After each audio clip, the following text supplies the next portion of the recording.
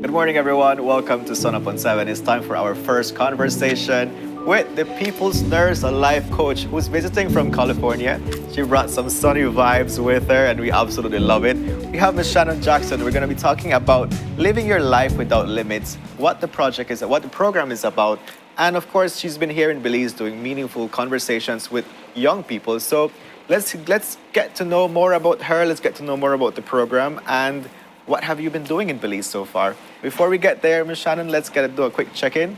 How are you feeling today? I am feeling fabulous. Thank you so fabulous. much You're looking for coming. fabulous. I wanted to come and represent, bring some sunshine Yes. on Friday. It's dashing all in their faces. We got sunshine today because of Miss Jackson. Yes. Thank you so much. So we Good know to it's your have you first here. time to as It well is my in first Belize. time, and Dr. Carol Bob is who brought me here, and with her organization called Peacework Belize, and I'm so honored to be joining her. So, Living Your Life Without Limits is a motivational health and wellness organization. It's my business. I'm the founder of it. I'm a nurse for 30 years. Wow. And what we do is we educate, we motivate, and we elevate people. That's our tagline, to inspire to live their lives without limits.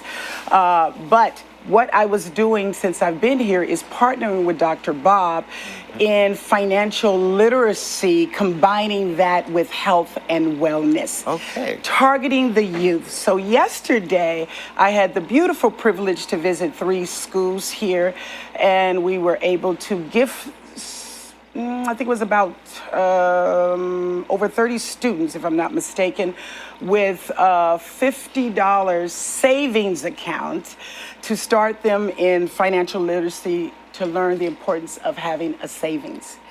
In addition to that, speaking into their lives about the importance of health and wellness and mental health.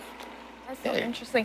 I know Chantel was asking a beautiful question that I really want to just get into is the idea of a life coach. I think it's kind of new. It's a little bit different here for us in Belize because we know about counselors and we teachers teach life skills, and that's pretty much it. We stop there. So when you think about a life coach, can you tell us a little bit about how is that job different than a counselor? Like what makes a life coach so important to be able to have that conversation, that relationship with them? Very good question, and there is a clear distinction. So counselors often deal in the past with trauma. Right? They go in your past with trauma, kind of help you resolve issues of conflict and things that have kind of stopped you or kind of hindered you that way. What a life coach does is help you with goals. It helps you reframe where you're going. Okay. So if you're stuck or you don't have a direction, your life coach is like your accountability partner. That helps you kind of reach where you're trying to go. So they don't necessarily deal with trauma and past, although that may come up. That's usually referred out to a therapist if that comes up.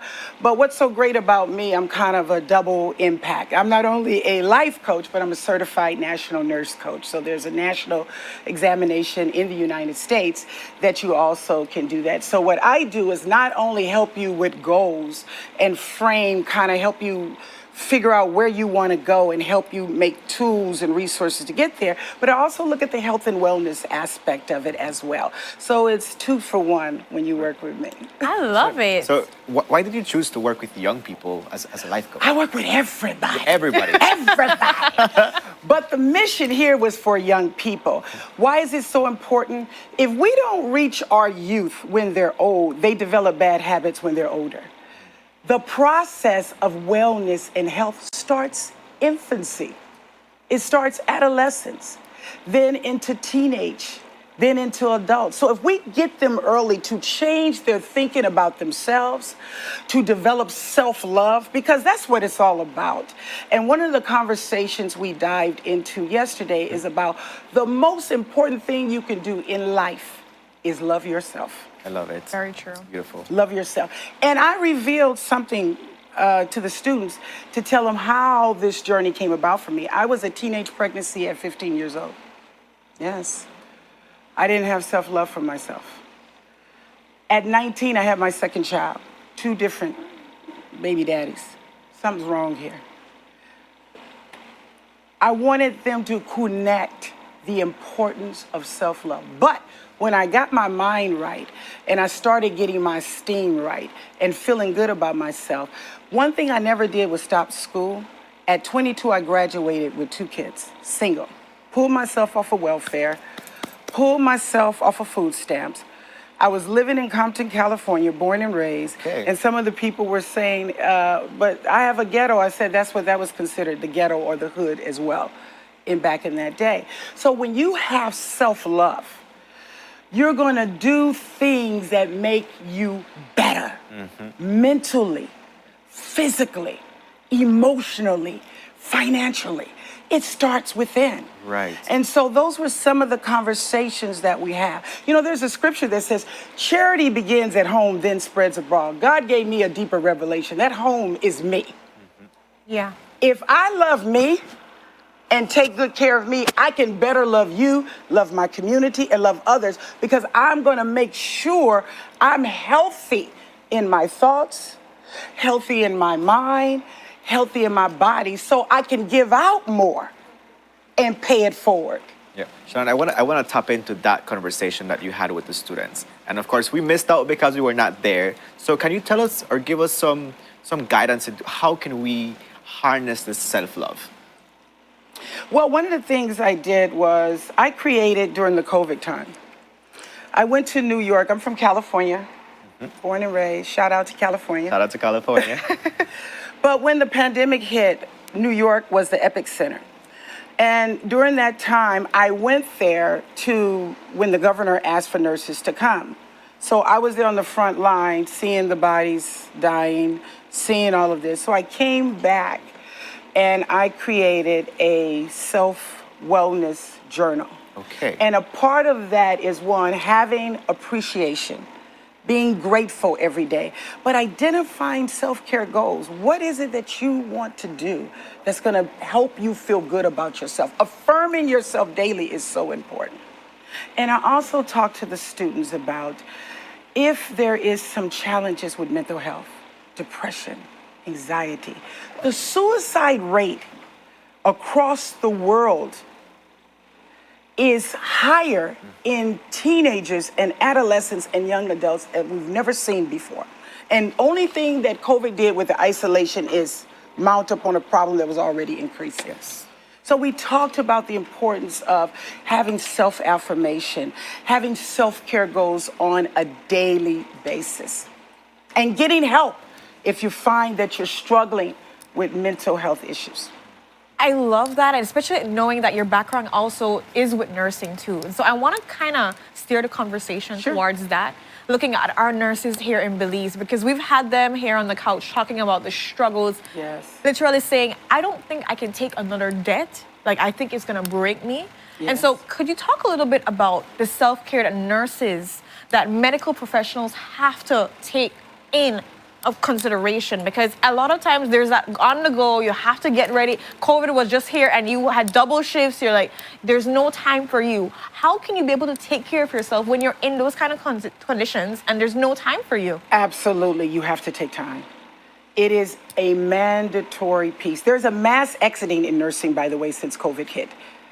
In the United States alone, we're exiting in droves. People are burnt out, they're stressed out, wearing the mask all the time, shielding up and all these various things. So there is a tremendous challenge all over the world with that. But what I have said, and I have worked with nurses in there, because I was there. First of all, when you're there, you can relate and you can understand. Because people were suicidal. Nurses were breaking down on the floors, so stressed out. Some are even having drug overdose. We had a couple of nurses that we had to have the ER revive them during the times of this. So very, very stressful. It is important that they also practice self-care. You have to take time for yourself. And if you cannot do that extra shift because you are emotionally drained, you have to say the power of no.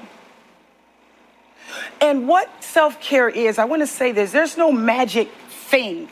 It's different for each individual, but it has to be something that allows your mind to be renewed and restored and allows your body to rest, whether that's meditation, whether that's physical exercise, whether that's reading a good book, whether that's enjoying the company of beautiful people like yourselves and family. Whatever that is, whether it's spiritual or emotional, it's different for each person, but you have to incorporate that. And I also think it's not a bad idea, and I've suggested this and have participated with nurses to have nurse therapy, group therapy, where you can talk about your experiences together. Because sometimes we feel we're isolated. Right. It's just me that's going through this challenge. But when you find out you have a community of you that have been facing that, just to be able to talk it out, release it, get it out of you among peers that can understand your walk and what you've gone through is very helpful. Definitely. Thank you for that. I want to ask also on, because we talk about self-love, and I think sometimes, and I've seen it in communities, I've seen some of my peers actually misinterpret it, where they think self-love is kind of being selfish. No. Could you speak on that now to just get that, differentiation? I am so happy you brought that up, because I brought that up with the students yesterday. I said, this is not about being conceited, or this is not about being, it's all about me. It's about quality of life. That's the difference. Making sure you're loving yourself where you have quality of life, where you're not at the point where you're so stressed out that you start taking on behaviors to numb yourself or having so much anxiety. That's how drug addiction becomes habitual, right? Or having a lot of sexual partners that are unhealthy for you, or overeating out of gluttony and stress and anxiety, or over drinking. A lot of these things are vices because we have issues that we haven't dealt with to be able to be kind to ourselves. So when you think about self-love and self-care, it's being kind to yourself. And this is the analogy I gave the students. I said, now, you may not want to say this because your principal is here and your teachers, but how many of you have boyfriends, girlfriends, or partners? Very few raised their hands. I said, okay, I used to be y'all. Okay, I know you got somebody. All right, but we can play along. But the example is oftentimes when we're in relationships, we are loving on them. Am I right about it? You're right. Oh my God, we're giving them everything. We're giving them our hearts. Especially at that age, right? Oh, we're just doing everything to show our love and show how much we appreciate them. How much of that are we just loving on us? Getting up in the morning and saying, you know what, I love me. You know, I love how I look. I feel good. Affirming yourself, affirming something positive about yourself, resulted in taking time to take care of yourself. If I have a condition, let's move away from the kids for a second. If I have a condition like diabetes, when I do wellness with seniors or something like that, I know I have diabetes, but I don't take my insulin all the time. I don't check my sugar all the time. What's wrong? Why are we not doing this? Do you not want to live and have quality of life? It goes back to what is the root of that? Why are we not doing it? So valuing yourself like you value others and value things and being kind. Self-love is being kind to you. If I was to put it in its simplicity, giving your own self that hug and saying, you know what, I look good. It doesn't matter if you don't think I look good, but I look good. Because today with social media and all these different devices, people, if they don't get enough likes, they're stressed out. Yeah. If they don't get enough people saying I'm beautiful or I'm sexy or all this, they're stressed out. You have to feel it. Yeah. Build your confidence, build your self-esteem, and reach your goals. You have to feel that you're smart. You have to feel that you're intelligent and that you're going to make your goals, and being kind to yourself. That's the difference. I love that you shared that. You know, when I had COVID in 2020 and I was in this quarantine station, it was really challenging because you are not able to see anybody, and you want to feel love, but I am like, and I realized you tell so much people I love you, but then I realized how much times do I tell that to myself? There and you I was go. like, I love you, Kevin. You're doing amazing. Thank you, body, for doing what you're doing. And I'm gonna get out of this. And I felt that was really pivotal in getting out of there and feeling better, embracing myself and loving myself. I think that since that day forward, one thing that I do daily is tell myself, I love you. And thank you for doing what you're doing. And that's what it's all about. Self-care is being kind to yourself and having self-love. So in this wellness journal, which I'm gifting you beautiful people, one of these, they're in the car. I'll run them back up. But what we did, we also gave some of these in addition to the financial support of starting the savings. We gave out wellness books to the kids at the schools. Beautiful. Love it. And we have Journaling some is for the one beautiful. today, and then and I custom made this.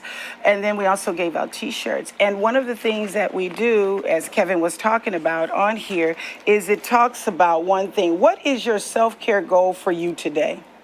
Did you take time out for yourself today? Reminding you that you are valuable and important. Ms. Jackson, I really want you to give a message to single mothers out there or single parents in general, because I feel like, just like the nurses, they're on the go every single day, working so much crazy hours, getting the lunch prepared, getting the children prepared, and there's no time to love on yourself, to even, you don't even think of looking in the mirror and saying, I love you. Right. And so could you speak a little bit of love into these people, let them understand the Yes. importance of taking care of themselves Yes, as well? yes. Thank you so much. I was a single parent for all of my children's young adults, so I understand. First of all, I want to encourage, whether you be women or men, whether you be women or men, or even the grandparents, whoever is caring for the children on their own, be first of all encouraged. God is not through blessing you and giving you a path of hope and better days ahead, because it's a struggle, especially when it's finance and, trying to feed mouths. But what is most important, as you're loving on those beautiful babies, take time and love on you. Because if you're not healthy, you can't continue the journey to impart in them, and they are depending on you. I want you to know, for the mere fact that you have taken this on by yourself, you have a special gift and blessing that you're imparting. And to continue to do that in your journey, I want you to give it back to you. I want you to tell yourself, I am a rock star. I am a rock star. I am a winner. Because I am doing something that is unique, that is different, and is special. And pat yourself on the back, pop your collar, dance for yourself, because you are worthy, and God is going to bless you. Because what you put out in those beautiful babies, in your daily struggle and grind, and I know it, He has a great purpose for you. So I don't want you to lose you and your vision in that process. I love you all. I have been you all. And if He can raise me from Compton, California, 2 babies by the age of 19, broke, busted, and disgusted, He has no respecter of person. What He did for me, He's got a purpose for your life. Wow. I know, it's so That was powerful, right? powerful. Like, I want to cry and everything. I think Yes. Charisse is over there like pumping and Yes. cheering. That just, wow. Shannon, thank you so much for that. Thank you for having me on your show this morning. So what's next for you? What's happening today? Please share. Well, that with us. today I am going to have a little schedule here. So I'm going to Wesley College today. All right. I think we have another TV show that we're going to go on later. Beautiful. And do some things with Okay. them. Going to Wave, I believe it is, today. And just loving on people. I'm just excited and honored to be here. It's my first time in your Thank beautiful you. country. Thank you And so everybody's much been so for gracious. joining us here. And I look forward to coming back again. I'm hoping you come back again. Again, can give us more tips and everything. But as we're closing off, I think something that just dawned on me that I would really want you to just to highlight.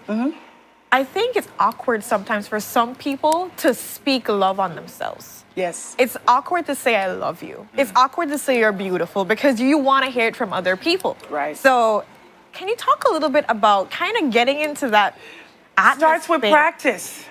Practice makes perfect. You have to look. I want somebody to do this today, just as a practice here.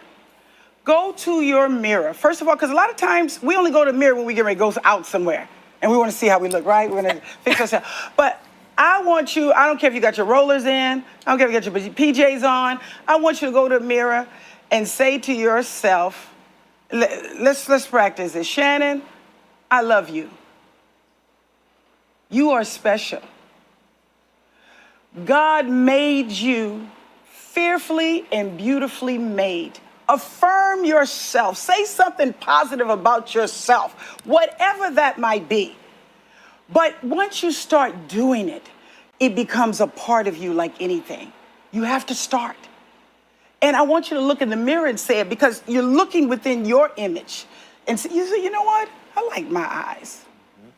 You know what I mean? And let me say one thing that I do every day. Wear your best asset, and that is your smile. And a smile is contagious, family. Yeah. I'm going to call y'all family because that's what I say on my show. A smile is contagious. It's infectious. It draws people to you. And many people who don't smile have beautiful smiles. When you're talking to yourself, smile at yourself. Okay. Say, girl, I look good. Yeah. Man, I'm handsome.